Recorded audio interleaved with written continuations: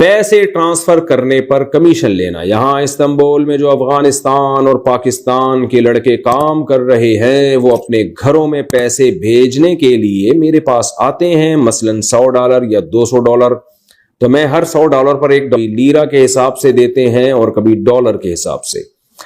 اس طرح وہاں افغانی اور پاکستانی کبھی روپیے میں پیسے دیتے ہیں اور کبھی ڈالر میں. کیا یہ سود ہوگا یا نہیں؟ نعمت اللہ صاحب استنبول سے. نعمت اللہ صاحب یہ سود بھی نہیں ہے اور یہ رقم آپ کے لیے حرام بھی نہیں ہے کیونکہ پیسے ٹرانسفر کرنے کا کمیشن لے رہے ہیں، لیکن یہ کام اللیگل ہے. جہاں تک مجھے معلومات ہے تو اللیگل ہونے کی وجہ سے گناہ آپ کو ہو سکتا ہے، باقی یہ سود میں داخل نہیں ہے. منگنی کے بعد تحفے تحائف کا تبادلہ. عتیق الرحمان انڈیا سے پوچھتے ہیں کیا منگنی کے بعد لڑکا لڑکی کے لیے ایک دوسرے کو تحفے تحائف دینا جائز ہے؟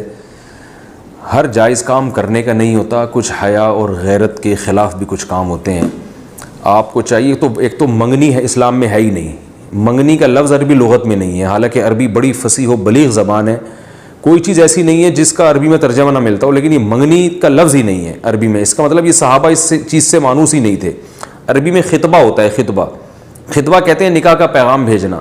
اگر نکاح کا پیغام قبول ہو گیا تو نکاح کریں، پیغام قبول نہیں ہوا تو کہیں اور ٹرائی کریں آپ. بس یہ ہوتا ہے. یہ جو وعدے کر کے بیٹھ جاتے ہیں کہ منگنی کر لی، اور یہ غیر مسلموں سے ہمارے معاشرے میں ایک چیز آئی ہے تو، اور اس کے فسادات بہت ہیں. اکثر منگنیاں ناکام ہوتی ہیں، ٹوٹ جاتی ہیں.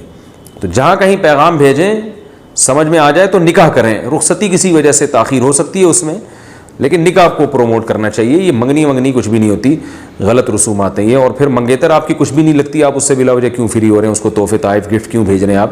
غیر اخلاقی حرکت ہے. اس سے نقصان یہ ہوگا کہ نکاح تو دیر سے ہوگا اور آپ کے دل میں اس نامحرم کے لیے جذبات پیدا ہونا شروع ہو جائیں گے جو آپ کو گناہ کی طرف لا سکتے ہیں. آج تحفے جا رہے ہیں، پھر فون پہ شکریہ بھی ادا کرنا پڑے گا. ظاہر ہے جب اس نے آپ کو کوئی گفٹ بھیجا تو وہ آپ فون پہ شکریہ ادا کریں گے، نہیں ادا کریں گے تو وہ ناراض ہو جائے گی.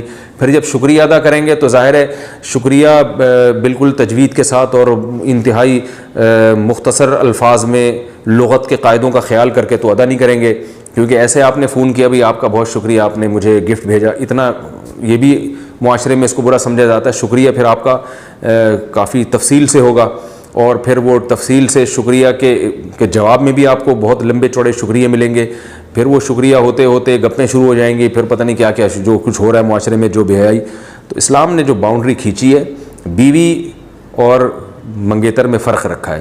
تو آپ نکاح کر لیں، پھر آپ جو ہے وہ صبح شام گفٹ بھیجیں، آپ جائیں ملاقات کر کے آئیں، آپ شکریہ فیس ٹو فیس آپ ان کا شکریہ ادا کریں جا کے. نکاح کو پروموٹ کرنا چاہیے. منگنیاں غلط رسومات ہیں، ان کو اس کی حوصلہ شکنی کرنی چاہیے. اور اگر بالفرض یہ منگنی ہو بھی گئی ہے تو ریزرو رہیں، زیادہ فری ہونے کی کوشش نہ کریں.